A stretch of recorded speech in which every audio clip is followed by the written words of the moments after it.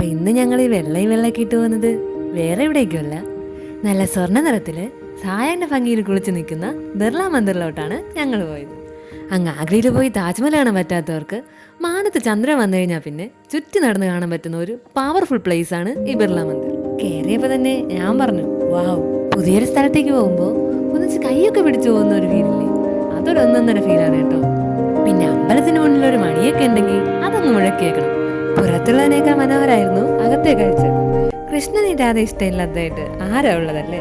പിന്നെ വിഘ്നേശ്വരൻ, ആഞ്ജനേയ സ്വാമി, അവർക്കടുത്തായിട്ട് രാമനും ലക്ഷ്മണനും സീതാദേവി അടങ്ങുന്ന മൂവർ സംഘം. എല്ലാരെയും കണ്ട് തൊഴുത് കഴിഞ്ഞ് മേലോട്ട് നോക്കിയപ്പോ വീണ്ടും വാവ്.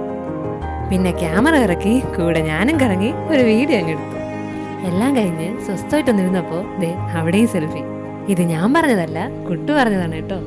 ഇത്രയും ടൈം കുറച്ച് സീരിയസ് ഒക്കെ ആയിട്ട് സംസാരിച്ചോണ്ട് കുറച്ച് ക്യൂട്ട്നെസ് ഇടാല്ലേ. ഇവിടത്തെ കൊത്തുപണികളൊക്കെ അടിപൊളിയാണ് കേട്ടോ.